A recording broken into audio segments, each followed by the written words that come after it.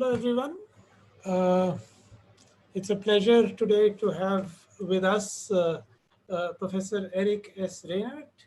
Erik is a Norwegian economist whose interests are in the uneven patterns of growth across countries, in the history of globalization, uh, in inequalities across the world, and as I said, unevenness of growth across countries. He is author of a well-known book called How Rich Countries Got Rich and Why Poor Countries Stay Poor, among many others that he's written as well. It's a great pleasure to have you with us, Erik. Uh, Thank you. Erik's going to speak on COVID-19 in Europe, aggravating the north-south tensions in the European Union. As usual, he'll take about 40-45 minutes to make his presentation, and then we have questions. The audience are joining us on YouTube, and they should post the questions on the chat there, which I would be happy to read out to Erik after he finishes his presentation. So with that, I hand over to Erik to start his presentation. Over to you, Erik. Thank you. Thank you very much, and thank you for a kind invitation. We are here in Europe, as in other countries. There's, the last serious pandemic was the Spanish flu in about 100 years ago, and my grandfather actually died from a complication of that Spanish flu called encephalitis lethargica. It was kind of a sleeping disease that he got when he was an engineer, was on business in Germany, and he died 20 years before I was born.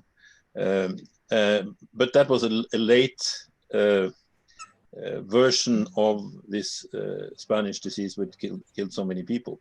So, and I've now for the first time I found in this name encephalitis lethargica in statistics of pandemics that had actually killed about 100,000 people.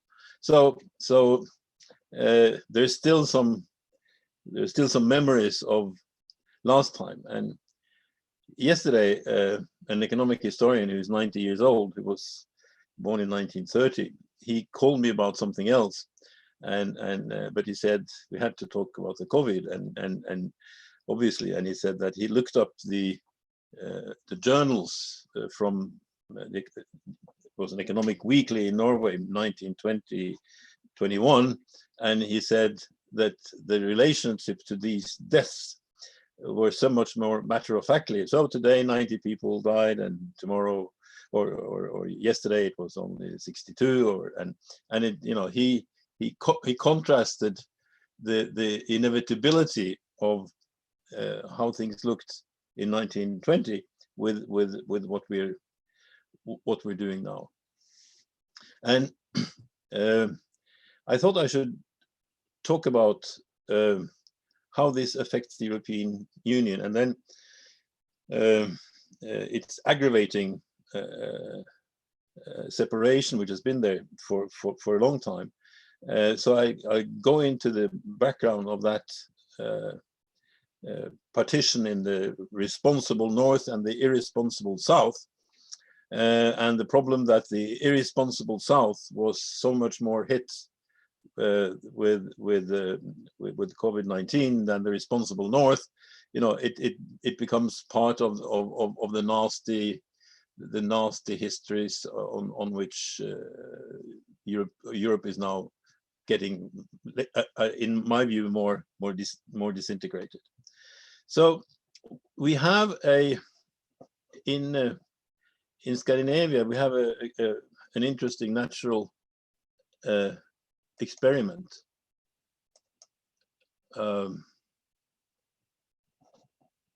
which which you will hopefully see now. This is today's newspaper on the key numbers for the Nordic country. Unfortunately, this is in Norwegian, but the column there to the left, the number of dead people in Sweden, 3,040, Denmark, 514, Finland, 255, and Norway, 217. So Sweden has about twice the number of inhabitants as Norway, but the number of deaths is like 15 times higher. So there's a natural experiment going on with Sweden saying that we don't want to close schools. We want things to go on as normal, and the Norwegian theory, which is flattening the curve. And today in the newspaper, the Swedes the Swedish doctors saying that in the end, Norway is probably going to have just as many deaths per capita as we have, right? So it is an interesting natural experiment, but of course it looks pretty ugly, and also there are cultural differences here. Norway is one of the three countries in Europe that was never feudal, so it was one of the three countries that were asked to join the EU but refused. These were the three non-feudal countries: Iceland, Switzerland, and Norway. So when I say that in Brussels, people don't like it, but there's a different story. So Norway handles this very democratically. It's the government deciding what policies we're going to have. In Sweden, there is a bureaucrat who has all the power. So seemingly, the experts in Sweden are running the show, but the government in Norway. I don't think the difference comes from there, but you have all these differences. Norway is extremely less densely populated, so that's clearly part of the reason. And but not all. Finland is the only country that still had all the medical supplies from World War II. The reserves of medical supplies for emergency. Most countries threw that away 10-15 years ago, but the Finns still kept it. So we see the differences here. Dead to the left, the number of hospitalized people. In the second column, those in intensive care. In the third column, you see that's also much bigger in Sweden. And those who are confirmed, the confirmed cases. And here is the data per 100,000 inhabitants. So you see that Norway it's 4 and Sweden is 30. So it's an interesting experiment to follow. You have something similar to that in the States, of course, but in the US you have this conflict between the federal government and the states, so it's a less clear picture than what you get here. So, in order to understand this division in Europe, I think we have to look a bit back at what happened during the Cold War. We had a Marshall Plan in 1947. Where George Marshall, when he got the Peace Prize, his Nobel Peace Prize, he said that, well, they understood that the exchange between farmers and city manufacturing was the basis of modern civilization. And the whole idea was to re-industrialize, right? So the Marshall Plan, in a sense, created a sanitary belt of rich industrialized countries around the communist bloc. It was very successful. And it was very conscious with the importance of manufacturing. Then, so that was the practice. That was the economic practice. And then comes economic theory. So, and it happens at the same time. Paul Samuelson, US economist, restored what was then a marginal theory about comparative advantage And his models showed that free trade would create factor price equalization, wages and capital cost would tend to even out between rich and poor countries. So you had what you post-war history of Europe is that you had a practice which slowly died out from 1947 till 1990. And then you had a theory which grew and replaced that practice over the same years. So you can see, in a sense, that Samuelson was very popular. He created a kind of capitalist counter utopia against the communist slogan, from each according to ability and to each according to need. Free trade would be even better. And if you look at the background, the theoretical background from the Marshall Plan, was the link between economic structure and population density. And that link was kind of lost. Herbert Hoover, the ex-president, who was actually a mining engineer by profession, he was sent to Germany after the peace in 1945. And the background was that the Allied had decided to punish Germany for their warmongering, so they prohibited manufacturing industry in the 3 Allied zones in Germany. And that was the worst punishment they could think of. And then, as a result of that, people moved from Western Europe into Eastern Europe. So the problem became how to stop that migration into Eastern Europe. And the reply here comes from Herbert Hoover. There is the illusion that a new Germany left after the annexations can be reduced to a pastoral state. It cannot be done unless we exterminate or move 25 million people out of it. Exterminate was a strong word in 1947. So from the Morgenthau plan, which was deindustrialization, it turned till reindustrialization in a matter of months. So, and this was the kind of understanding which lasted until the fall of the Berlin Wall. Engrams are useful things. And if you look at 3 English economists, from the frequency of the name of 3 English economists from 1817, when David Ricardo wrote his principles, you will find that David Ricardo was a minor figure in a way. You can see there around 1840s, his popularity grew a bit, but not very much. And the people who were quoted was James Mill and his father, John Stuart Mill. And John Stuart Mill had exactly the opposite theory of Ricardo when it comes to third world countries.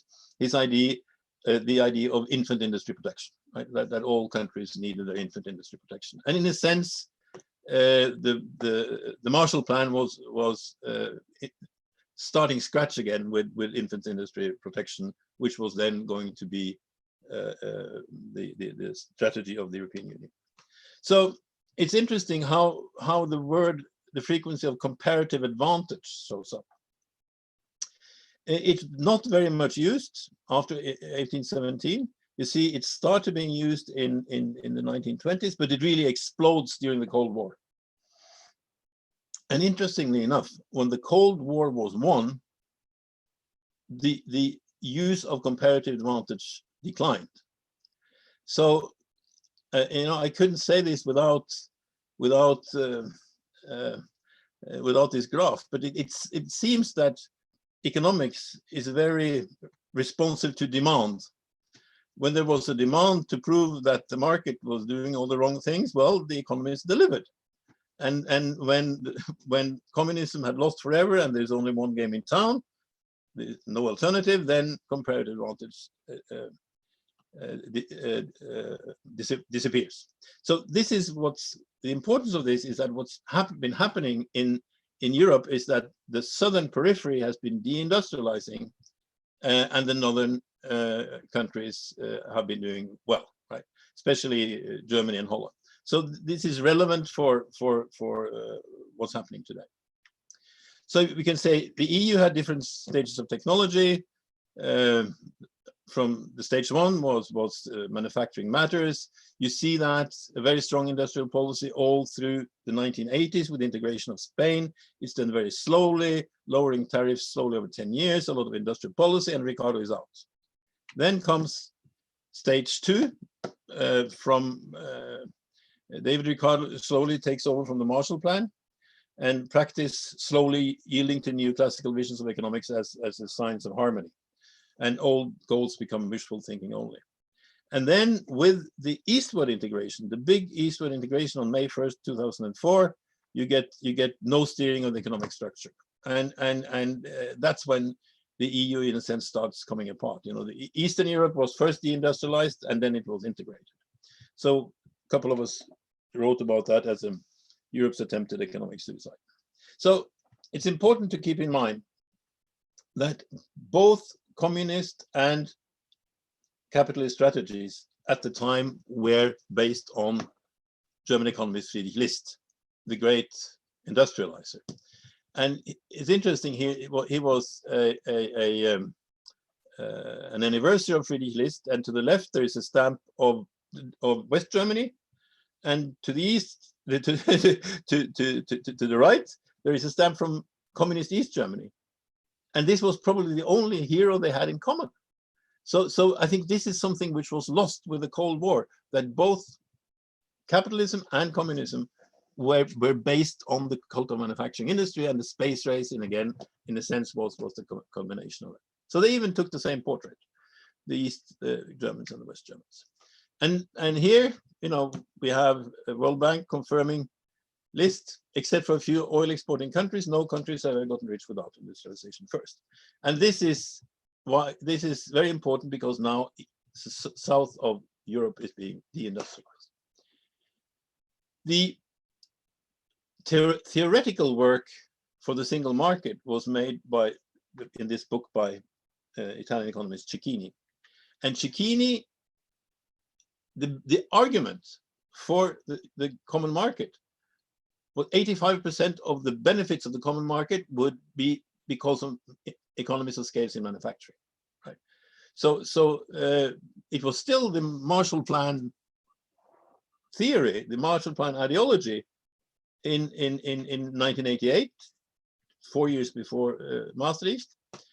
And I would say, if somebody had asked Cecchini that, well, perhaps some countries will lose their manufacturing sector in the European Union, would it then be in their benefit to be in the European Union? The answer would clearly have been no, right?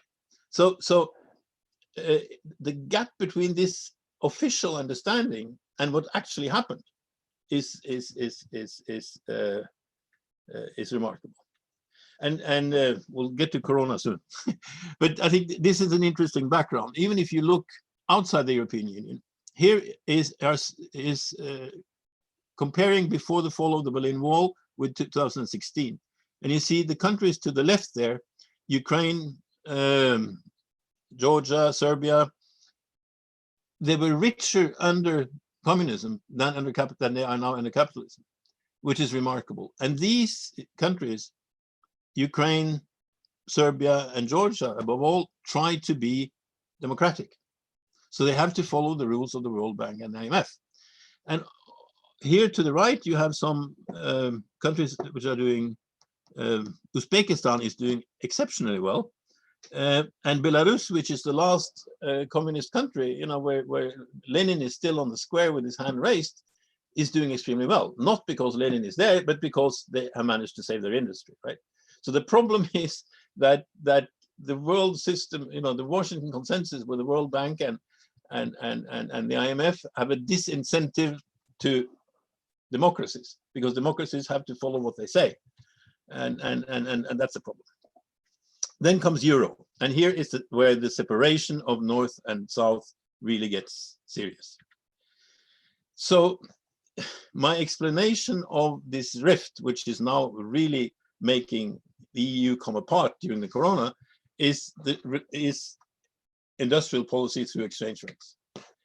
So when Germany was unified, 1990, the black market rate was 5 East German marks to 1 West German mark. The savings were converted at 2 East German marks to 1 West German mark. But on July 1st, 1990, wages were converted at the rate 1 to 1. So East Germans were very happy with the new purchasing power, but their happiness was brief because much of East German industry could not take the high wage costs, and they closed down. Right? So a short-term benefit in terms of purchasing power, if we see that human beings play two roles as producers and consumers, you know, East German consumers really got a bonanza, but the same persons as workers suffered, right? So most East Germans came to see the unification as an unfriendly takeover. And there's some strange similarities here to what happened with inside the EU. So the EU was agreed in Maastricht in 1992, adopted in 1995, and banknotes in 2002. So it was relatively short time after. So for political reasons, Southern Europe had a history of inflation. You know, I ran an industrial company in Italy for 20 years, so I was sitting there at the time and saw this inflation machine. But the inflation machine had a strange effect if you were running an industry, that wages were going up, but the cost of capital was like minus 8%. So that business invested heavily in new machinery, and actually what looked very irresponsible in the end came out pretty well. You know, Italy grew faster than Germany at the time. So just as with East Germany, there was a big incentive for the euro because the low interest rates provided a big attraction to countries with high inflation. You know, instead of having 10% interest or 12%, you had 4 or 5. But on the other hand, the wage drift combined with a locked exchange rate created problems for manufacturing in Southern Europe. So there was a similar death of industry but much slower in the Southern Europe than we had the same thing in Southern Europe as in Germany. Not unlike the case of East Germany, the unified exchange rate killed off a lot of manufacturing industry. There's a misspelling there. So before the euro, the response to the to imbalances was that you just exchange rates. You know, if one country is a bit irresponsible, well, if Portugal is not doing well, you devalue the escudo and you become competitive again. And most debt was in national currency, so it was like the right-hand pocket owing money to the left-hand pocket, no problem. But after euro, the only adjustment mechanism was to move people, just like in the United States. You know, Michigan can't devalue, so if Detroit goes down the drain, people have to move out of Detroit. So Greeks had to go to Germany, even if they did not want to, and the Germans did not want them, right? So this is the situation. This tension is there before the corona comes, and then we had Mario Draghi as the head of the central bank. His family had been stuck with a lot of Italian treasury bonds and lost a lot of money because of the inflation, and the Germans actually found somebody who hated inflation more than the Germans did. So he was the head of the European Central Bank from 2011 to 2019, and most central banks have to have many things in their head, but Mario Draghi managed to have inflation as the only target of the European Central Bank. So this created this new cultural clash, the responsible North versus the irresponsible South. So we have to, and you know, Europeans are different. You know, they have very different cultures. And the hyperinflation in Germany after World War II created a national aversion against inflation. Sorry for the spelling mistakes. So to the Germans, the black zero is the goal for all budgets. You know, budget deficits are a sin, right? So this is a very, very different culture than, let's say, the Italians. So this became with debt crisis. You know, this became nasty. You know, the Northern Europe, where we're saying that, you know, was a nationalist party in Finland saying, well, we don't want to to pay the nightclub bills for the Italians and the Greeks, and this different culture towards inflation was not understood. So Germany's huge trade surplus, much more than allowed by the EU, is mirrored by deficits in the irresponsible southern periphery. You know, import has to equal exports, and the surpluses in Germany show up as deficits in the periphery, and the periphery gets more and more into debt. So, and they had to save. So health budgets in Italy were cut by 25 billion euro from 2010 to 2015, you know, under the governments of Berlusconi and Monti, and further 10 billion from 2015 to 2019. So health expenses in Italy were now 2,306 per capita, 2,000 less than in Germany. So if you ask yourself why things were so much worse in Italy than in Germany, that is one of the answers. And my family and I, we had a base, an economic base of a couple of places, but one of them was in Bergamo, in northern Italy, which happens to be exactly where the crisis was at its worst. So we wrote to our friends and say, we live 22 kilometers outside Bergamo, no, 12 kilometers outside Bergamo. And we wrote to our friends and said, well, how are you doing? And they said, oh, we are fine. But in Bergamo, people are dying as flies. So it was very dramatic. And we started wondering, well, what other sources could it be other than health cuts?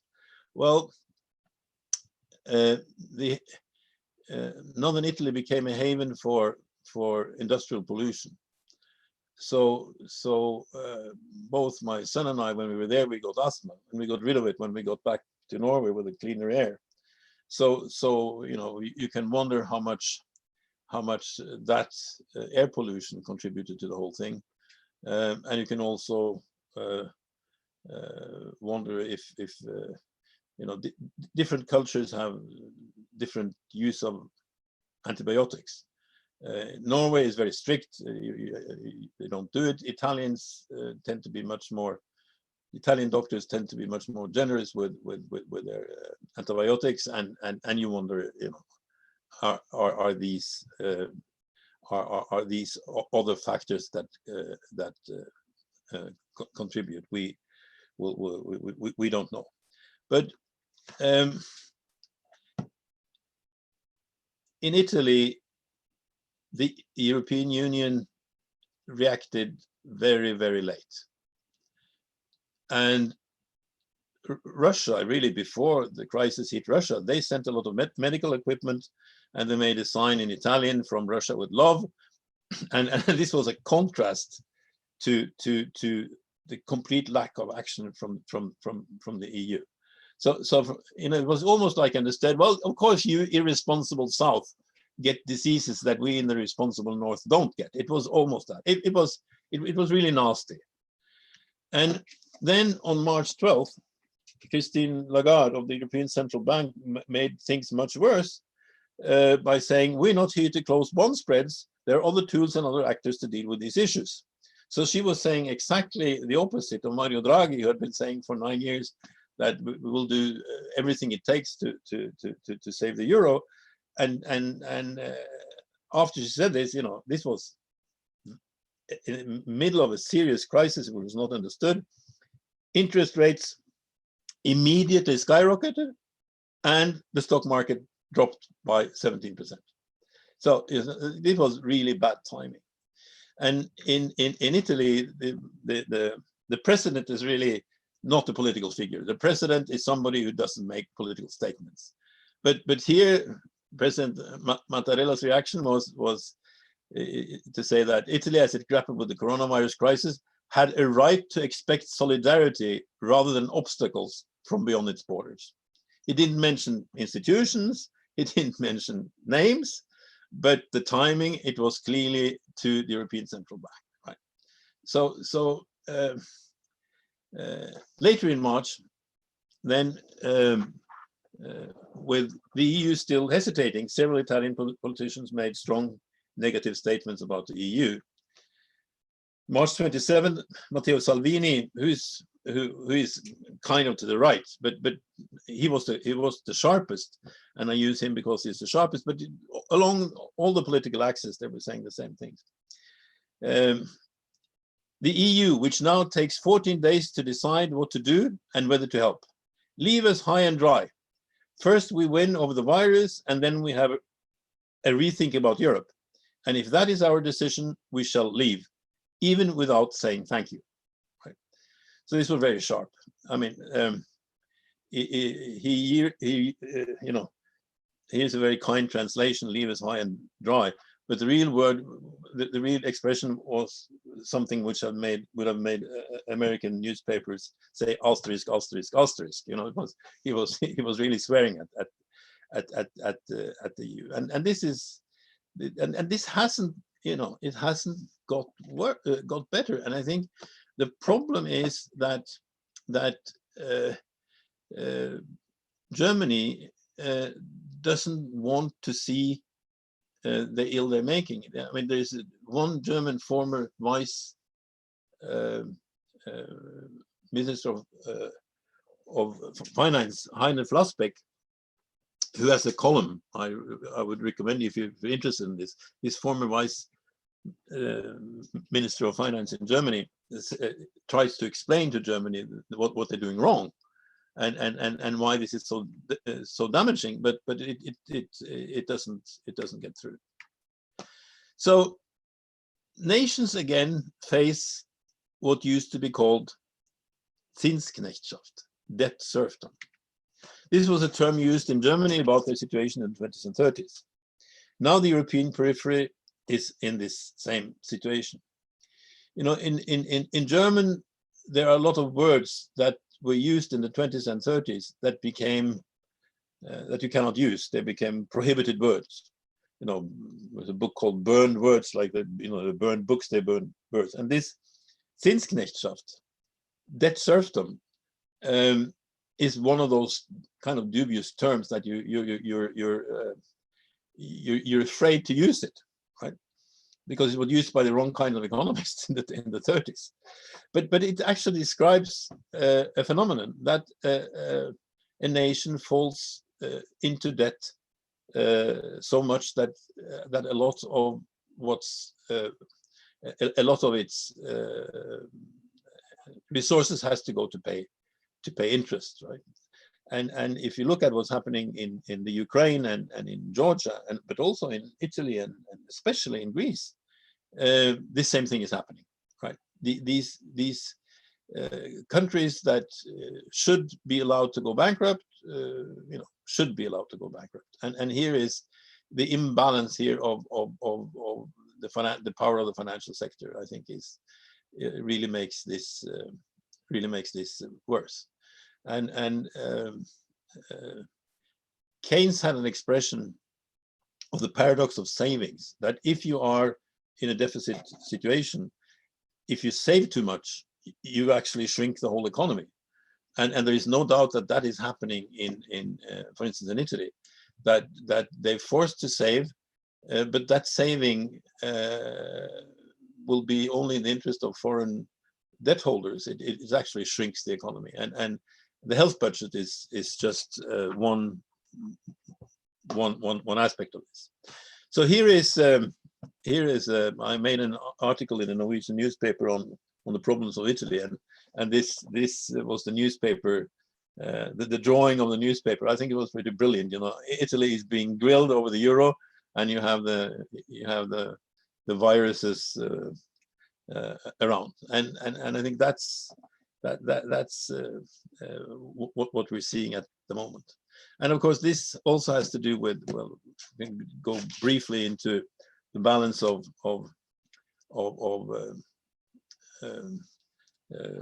between the world of goods and services, the real economy to the left, and the financial economy to the right. And in good times, you know, these support each other. They're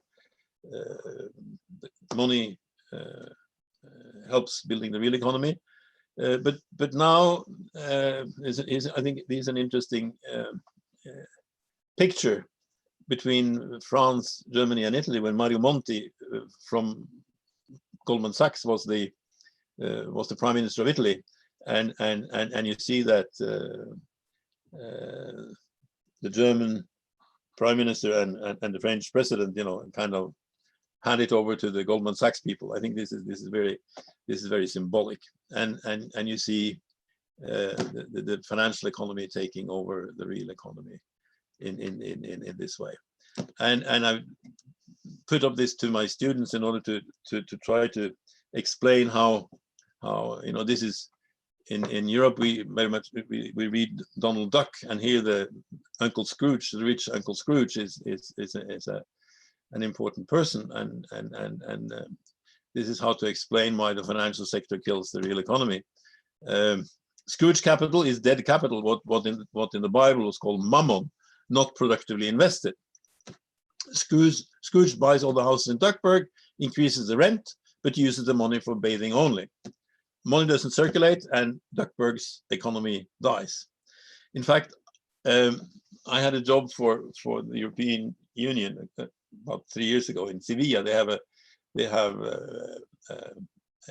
think tank in Sevilla, and the taxi driver in Sevilla tried to explain to me what was. He didn't know I was an economist, so he tried to explain what happened to me and said, "Well, you see, Mario Draghi and the European Central Bank are printing a lot of money. That money makes all the apartments in Spain more expensive, and at the same time, the wages of taxi drivers and other people are shrinking. So here, this is in a sense the same story I got from the taxi driver, but seen from a different point of view. And I think this is what's happening in Europe. The real wages are going down in the south, and people are moving. A lot of people are moving from academics and others from Southern Europe. From Portugal is totally deindustrialized, almost totally. Spain is suffering, Italy is suffering, and of course Greece is suffering the most. So I don't know if I'm back in the picture now, am I? And I think that was the almost 40 minutes I had to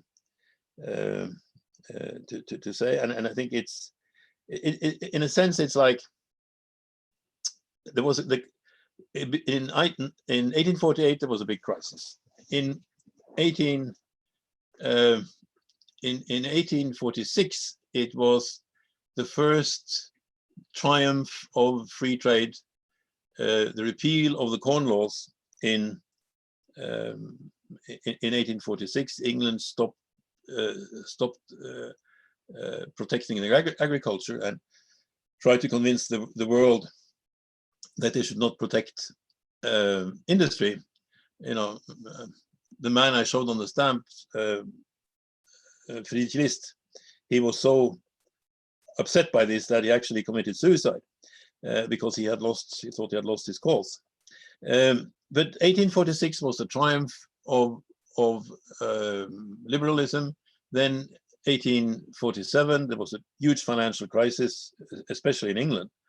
And in 1848 harvests in many parts of Europe actually were very bad. From Finland to Spain there was a bad harvest. And then you got revolutions in all big European countries except England and Russia. So 1848 moment is, in my view, a situation where the previous ideology collapses, right? And I think this might lead to that we will get a different economic theory coming out of that. And it has to be said that the background for what happened in 1848 was what at the period was called the Hungry 40s. Charles Dickens and the poverty in England and the poverty in France, even the poverty in Denmark. If you look at H.C. Andersen's history of story of the little girl with the matchsticks. If you look at that, I looked at that again a few years ago. It's like, well, this had to be 1840s, and it was 1843. And the same symptoms of poverty that you had in the 1840s, you find now in the European periphery if you look for it, right? So the optimistic line here is that if things go really bad, it might actually change our view of the economic system. So, well, I'll leave it to any questions you might have. Thank you, Erik. Thank you for this interesting overview of history, of differences across different parts of Europe in terms of economic strategies and how that relates to the way different countries in Europe are grappling with the present crisis. We have quite a few questions already. There are, of the questions that have come so far, I can see three different sets. One set of questions deal with with the EU, the euro, and what does it mean for this pandemic. So there is a question. The pandemic has challenged the stability of the euro. Economists are calling for a fiscal union to deal with this crisis. Would countries such as Germany ever be willing to enter such a union? And is such a union even desirable? Another question. Should I try to? Okay, you take them one by one, or should I? Well, I try to be brief and perhaps take them one by one. I think what the South wants is a system of debt sharing, and that is what the North doesn't want. Germany is normally the country being the hardliner, but this time the Dutch Minister of Finance was the hardliner. So the South could say, "Hey, you guys only want the euro when it benefits you. If it benefits us, you don't want it, right?" So the imbalance is now been so serious that I think the thing is going to come apart. And but what will happen then? Well, if we lose the euro, they will get a new German mark, which would skyrocket in value, right? And that would bring the things back to normal. But that's what the Germans don't want. So I think it's and this is all being clouded in the language of responsibility and irresponsibility to confuse the issue.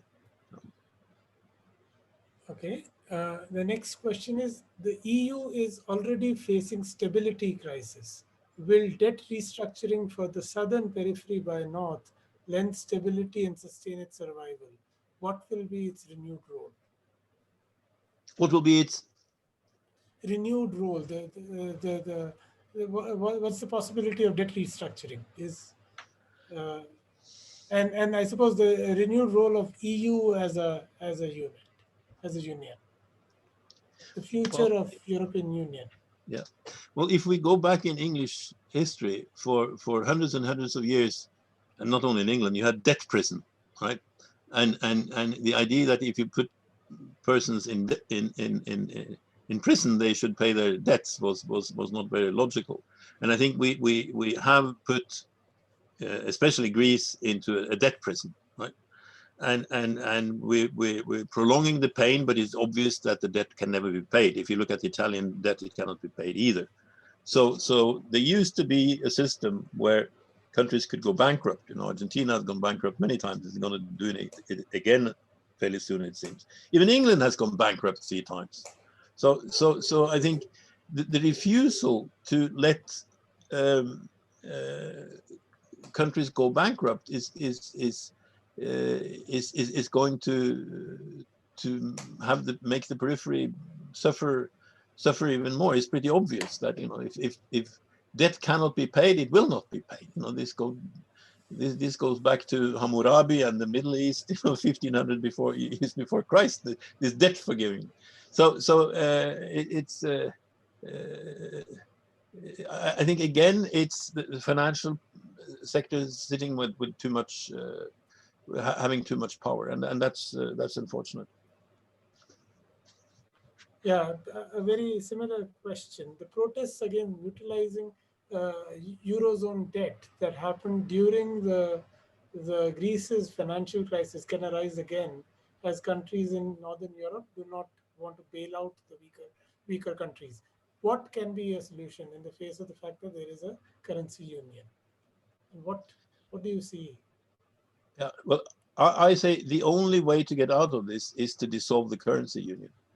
But whereas Italy and Greece in the old days had national debt in their own currency, so I said it was like the right money, the right pocket owing money to the left pocket. So if they devalued, they would devalue also their debt, which will not be the case now because now they have a debt in euro. So we're going to we're going to have to choose between saving finances and saving livelihood in a sense. So I think the euro has to break up. It was a bad idea from the beginning, and some American economists, more than European economists, saw that already when the euro was created. And you know, you cannot unify the currency without unifying a lot of other things as well, and that's been the weakness from the beginning. So I think getting rid of the euro is the first thing. And it should be said that the euro was in the beginning thought as being for the rich countries, you know, German mark, Dutch guilders, they should have a common currency. But then on the way home from Maastricht, from a meeting in Maastricht, Helmut Kohl, the same guy with the East-West unification, he said, and Kohl said that I think in solidarity we should also make the peripheral countries of Europe, we should also allow them into the euro, which of course was not a favor, it was a tremendous disfavor.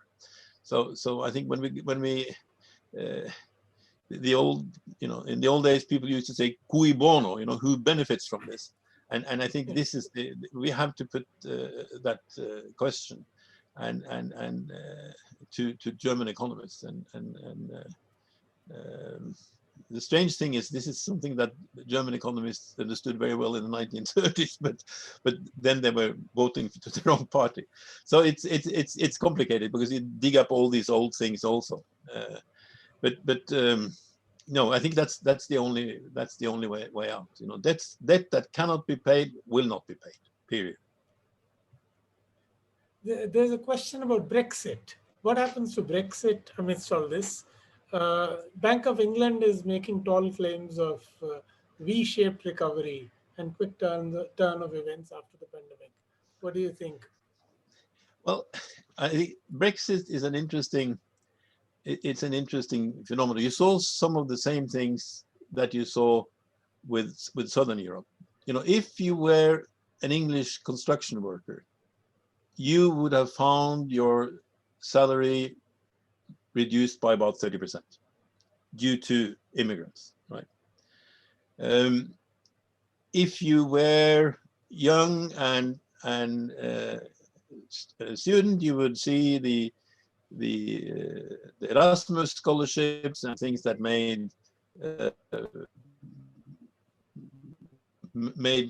Europe accessible between young people. So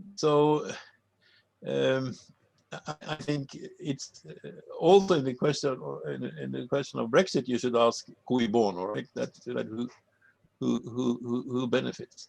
And I think, well, this will only I think accentuate the process that maybe England was just the first to leave, and others will be leaving as well. That's in a sense what the Italians are saying. So there is something to be learned from that. And of course, England didn't join the euro, what I think is interesting, that while everyone is saying that England will go down the drain because of Brexit, the exchange of the pound has been surprisingly stable. So some markets don't see that as negative as some politicians do. So it's an interesting experiment. We're again in an age of experiments, and I think that some people in England will say, well, this only shows that it was right to get out.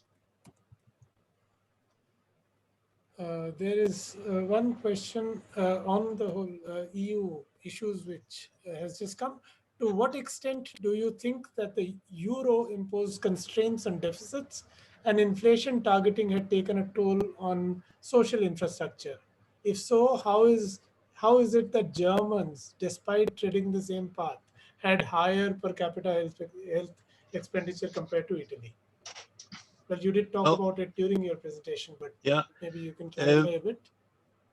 Yes, I think, well, Germany has a history of fairly sophisticated medicine, and in fact, in some, so they have produced vaccines, and they have a good health system. So does France.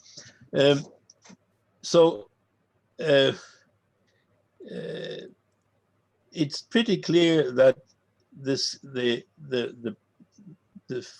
savings that were forced on Southern Europe reduced the health system. So therefore, it sank in Italy and in other places, but it didn't sink in Germany. And you also see some strange regional differences that seemingly northeastern Italy, Veneto, the northeastern region had more money for health. So I think clearly, if you are under pressure, you save. Well, you save on what's not immediately seen, and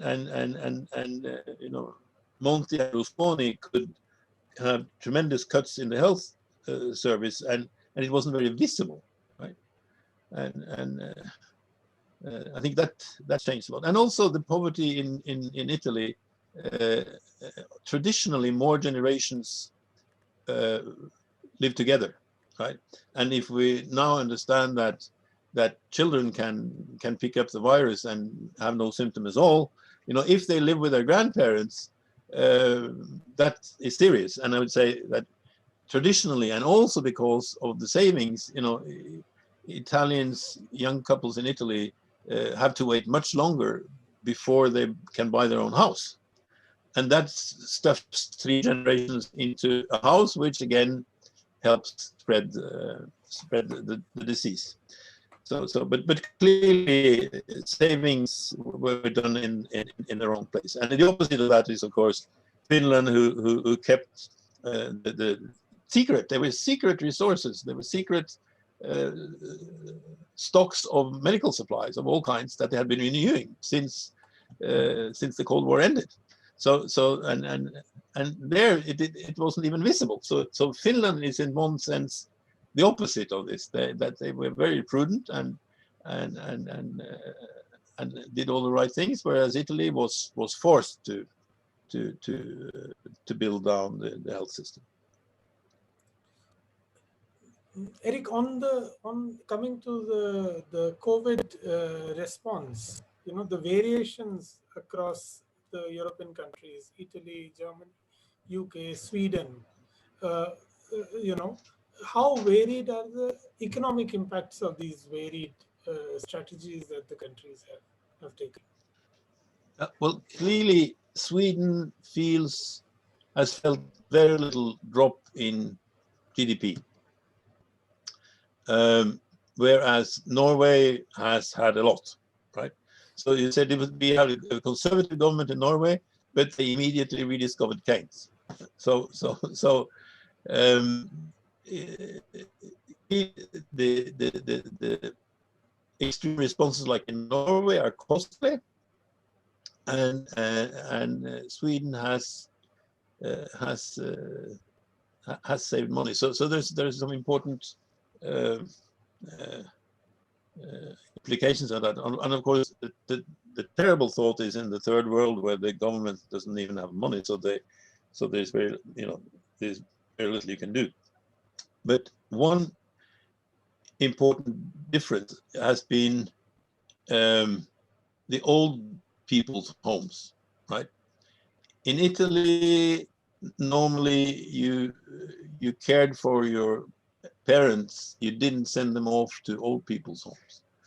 But in Scandinavia, of course you did in some cases, but it was not really seen as the thing to do. It's much more normal in Sweden and Norway. But as we've seen in Canada and the US, the old people's homes have been terrible tragedies, right? In many in and it's seemingly in Sweden that has been the cause of a lot of that. So the experts in Sweden are now coming out and saying, well, we had a health problem in the old people's home already, so this just made it worse. This was a problem we already had, that we didn't give enough money to old people's homes. So it's again, it's old weaknesses or existing weaknesses that are being magnified.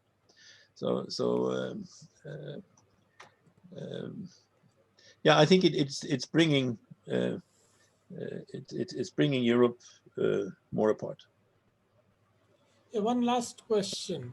So, what do these European tensions, in your view, mean for rest of the world?